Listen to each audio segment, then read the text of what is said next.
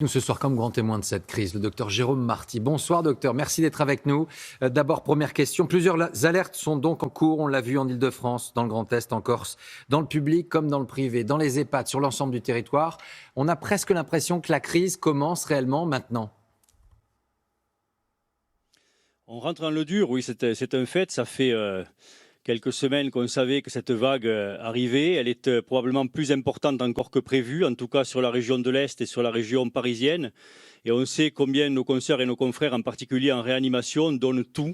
Il faut maintenant les aider. On voit qu'il y a un manque structurel, un manque de matériel, un manque en seringues électriques, on le disait dans votre reportage précédemment, un manque en respirateurs.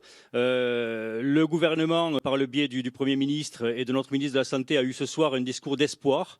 Espoir qu'il faut saluer, puisqu'il semble avoir mis les moyens, tant que sur le plan des structures, sur le plan des appareils, que sur le plan des hommes, et puis sur le plan des process, avec cette idée de multiplier les tests, notamment en EHPAD.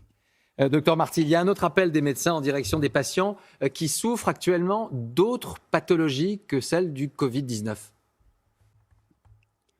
Oui, c'est un appel qui est très important. On s'aperçoit que sur tout le territoire, on a des patients qui ont peut-être trop écouté le Premier ministre, ou en tout cas qui ont trop amplifié ses paroles, puisque le Premier ministre avait demandé que ces patients se rendent que dans les cas d'urgence chez leur médecin traitant. Et aujourd'hui, sur tout le territoire, les médecins nous disent attention, attention, on a une baisse très nette des patientèles, ce qui veut dire que les patients qui sont atteints de pathologies chroniques ne nous appellent plus, leur traitement n'est donc plus surveillé, leurs pathologies ne sont plus surveillées.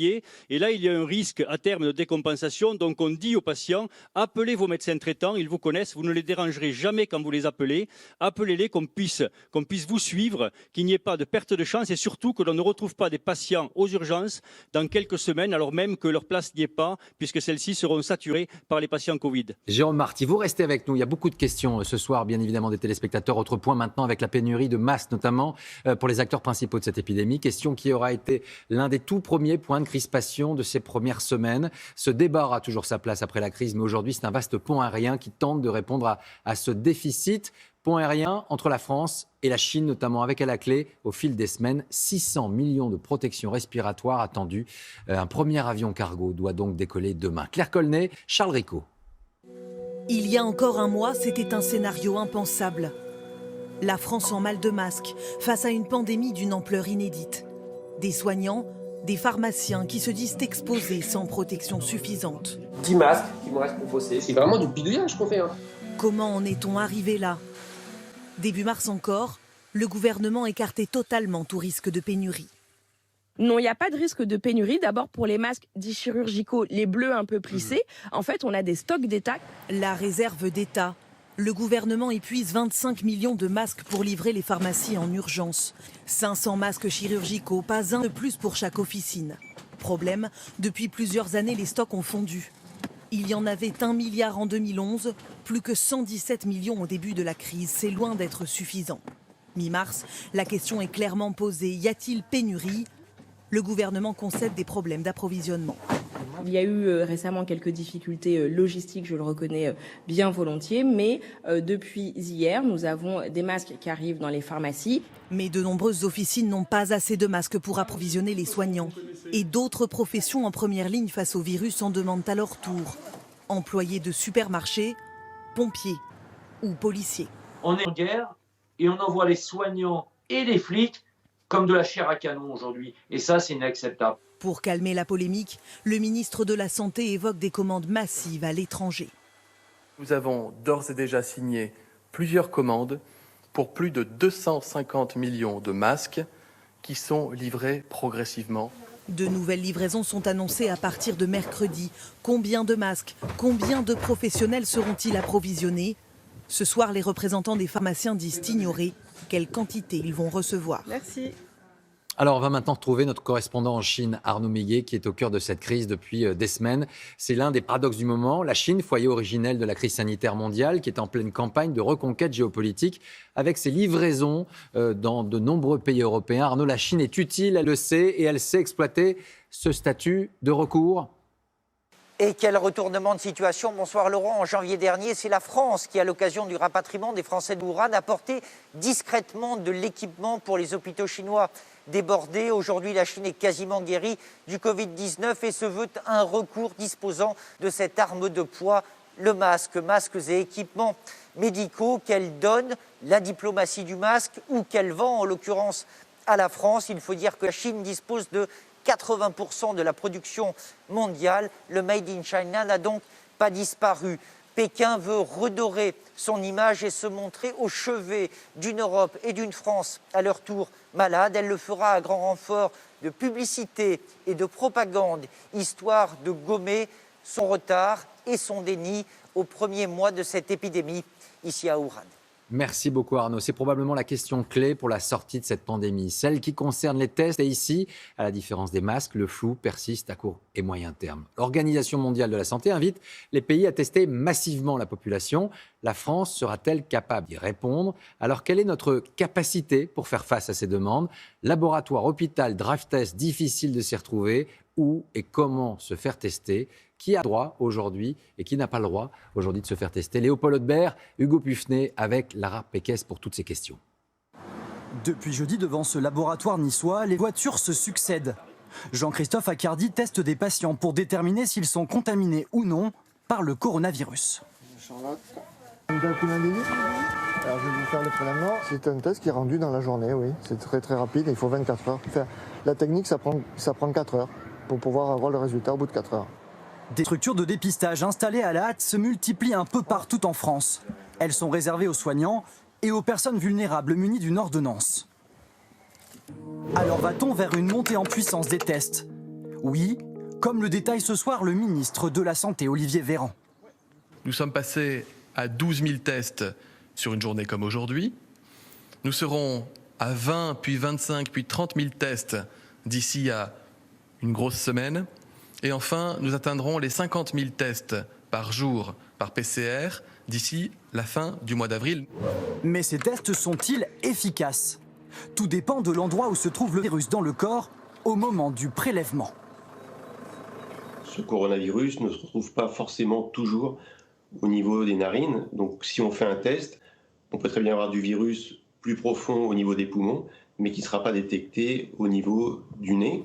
Ainsi, selon ce spécialiste, ce test ne permettrait de détecter que 70% des malades. Alors à l'avenir, des tests d'un nouveau type pourraient-ils voir le jour? Oui, des chercheurs comme ceux de l'Institut Pasteur élaborent des tests par prélèvement sanguin, mais leur fonction sera différente. Ils seront destinés à détecter des anticorps. Si c'est le cas, cela signifie que vous avez été contaminé, même sans le savoir. Et on retrouve en direct de Toulouse le docteur Jérôme Marty. Vous dirigez un établissement qui gère notamment beaucoup de personnes âgées. Pourquoi ces tests sont une urgence absolue, et notamment pour les établissements qui gèrent justement ces personnes les plus fragiles? C'est une urgence absolue pour les soins de suite réadaptation, pour les EHPAD, pour les services de gériatrie, pour les unités de soins de longue durée, c'est-à-dire pour tous les services qui ont en majorité des personnes âgées polypathologiques, dépendantes, qui sont, vous le savez, à très grand risque par rapport à cette pathologie. Il faut absolument qu'on sache, parmi ces personnes-là, qui est atteint de la maladie pour qu'on puisse les abriter, en tout cas les retirer en quelque sorte dans des services spécialisés de gestion du Covid-19. Et puis évidemment, et comme l'a dit d'ailleurs le ministre de la Santé lors de son allocution, tester l'ensemble du personnel. Parce que la problématique de cette pathologie, c'est qu'elle est très nosocomiale. On le sait par l'expérience internationale, c'est-à-dire que malheureusement, elle se transmet souvent par les soignants. Ce sont les soignants qui font passer cette maladie de chambre en chambre. C'est pour cela qu'il y a urgence, à leur donner tous les moyens de protection nécessaires afin qu'ils ne soient pas atteints par la pathologie, et puis qu'ils ne transfèrent pas cette pathologie, et évidemment, les tester de façon à retirer les soignants qui sont atteints par la pathologie et les remettre ensuite dans leurs fonctions propres quand ils seront immunisés et les mettre en ce moment-là en première ligne. Docteur Marty, on a besoin parfois un peu de se projeter dans l'avenir et ça pourrait nous faire un peu de bien. Pour sortir de cette crise, il nous faudra tester en masse une large partie de la population et ces tests seront très très utiles?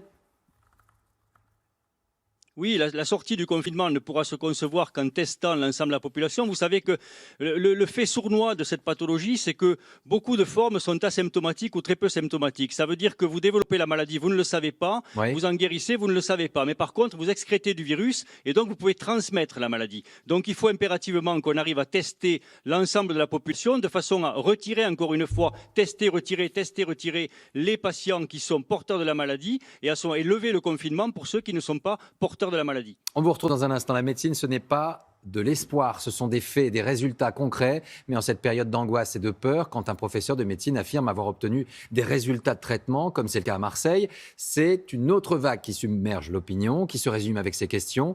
Qui a raison, qui a tort, qui dit vrai, qui dit faux, à qui faire confiance? Nos équipes se sont rendues, vous allez le voir, à l'IHU de la Timone, là où les équipes du professeur Raoult testent et prescrivent de la chloroquine. Hakim Abdelkalek, Sarah Lerche. C'est une queue interminable, sur plusieurs centaines de mètres. 3 à 4 heures d'attente pour se faire dépister et le cas échéant bénéficier du traitement du professeur Raoult. Devant son hôpital, une immense banderole, Marseille et le monde avec le professeur Raoult, symbole des attentes que suscite désormais ce médecin. C'est notre espoir, c'est l'espoir qu'on a. Voilà, il n'y a pas d'autre mot, c'est l'espoir qu'on a. C'est notre dernière chance. Si on est vraiment positif, c'est notre dernière chance. C'est mieux que rien, ça donne un peu d'espoir en tout cas. Cette jeune femme vient même de Paris, 7 heures de route, pour avoir l'espoir d'être soignée si elle se révélait positive. J'y crois davantage que de rester chez moi sur mon canapé à attendre que les symptômes passent. Hier soir, l'équipe du professeur Raoult a publié sa deuxième étude portant sur son traitement à base de chloroquine. Sur 80 patients, 93% ont été testés négatifs 8 jours après le début du traitement. Un patient est décédé, un autre est en soins intensifs. Cette patiente infectée est l'un des 700 malades qui bénéficient déjà du traitement à la chloroquine. Elle s'est sentie mieux dès le début. J'ai commencé à ne plus avoir de symptômes, la fatigue était moindre, donc voilà, oui. Pour moi, c'était favorable. Oui. Vous avez senti une différence tout de suite? Oui, au bout de 2 jours, j'ai senti une différence, oui. Même constat pour Yves Morène, également soigné grâce à la chloroquine. Lui, comme de nombreux autres élus marseillais, défend pleinement la démarche du professeur Raoult. Il faut arrêter, comme certains le font, de le présenter comme le savant fou de Marseille avec ses 3 fioles dans un coin. On ne peut pas appliquer en temps de guerre, pour reprendre les propos martiaux de notre président de la République, on ne peut pas appliquer en temps de guerre les méthodes technocratiques du temps de paix. Pour le professeur Raoult, son traitement permettrait aux personnes infectées d'être guéries bien plus rapidement et d'éviter ainsi les longues hospitalisations qui saturent aujourd'hui une grande partie des hôpitaux français. Docteur Marty, les Français s'interrogent. Marseille apparaît comme une ville presque test avec les initiatives du professeur Raoult. Est-ce que l'on est en face de faux espoirs, un faux mirage, un mirage finalement, ou face à un scientifique qui a eu raison trop tôt? Nous ne sommes pas médecins, nous, et les plus grands médecins, eux, ils s'affrontent sur cette question. C'est terrible en pleine crise. Les plus grands médecins s'affrontent sur cette question et les petits médecins que nous sommes leur disent d'arrêter de s'affronter. Il faut ramener un peu de science et un peu de paix dans tout cela. C'est pas moi, du haut de mon maigre niveau de médecin généraliste, qui vais noter le professeur Raoult, dont on sait qu'il est un des plus grands virologues au monde. Il a levé un espoir, il a des résultats, il fait de l'empirisme, et ça, on a perdu de vue ce que c'était. Mais face à une maladie inconnue, on ne peut que faire de la recherche empirique. Il ne veut pas y avoir d'évidence-based médecine, puisqu'il n'y a pas de preuves, puisqu'on ne connaît pas encore cette pathologie. Il a testé cela. Aujourd'hui, il y a une étude qui se fait de façon beaucoup plus académique. Il va falloir certainement en attendre les résultats. Maintenant, ce que l'on peut dire, nous, c'est qu'il existe une liberté de prescription et que peut-être que si l'on remettait ce produit dans les pharmacies à terme, une fois évidemment que l'étude aura porté ses fruits, il faudra sans doute que l'on puisse délivrer avec le consentement éclairé du patient, c'est-à-dire en lui ayant expliqué les tenants et les aboutissants de la molécule, les risques donc et les apports, que l'on ait la possibilité de le donner, en particulier aux personnes âgées, dont on sait qu'elles sont extrêmement à risque par rapport à cette pathologie et que malheureusement nous n'avons pas de traitement. Donc une dernière question, simple et rapide. Dans certaines situations, sous surveillance médicale, vous prenez, vous, la décision de prescrire ce protocole? Oui, sous surveillance médicale et dans la discussion avec le patient et en lui donnant le consentement éclairé, à lui, à sa famille, évidemment, par rapport à une personne âgée qui risquerait de développer une forme grave de la pathologie, une personne âgée dont je sais qu'elle a le Covid-19, oui, sans problème, je lui donnerai ce traitement, oui. Merci docteur et bon courage à vous. Avant de faire le point sur l'évolution de la situation à l'échelle de la planète, d'abord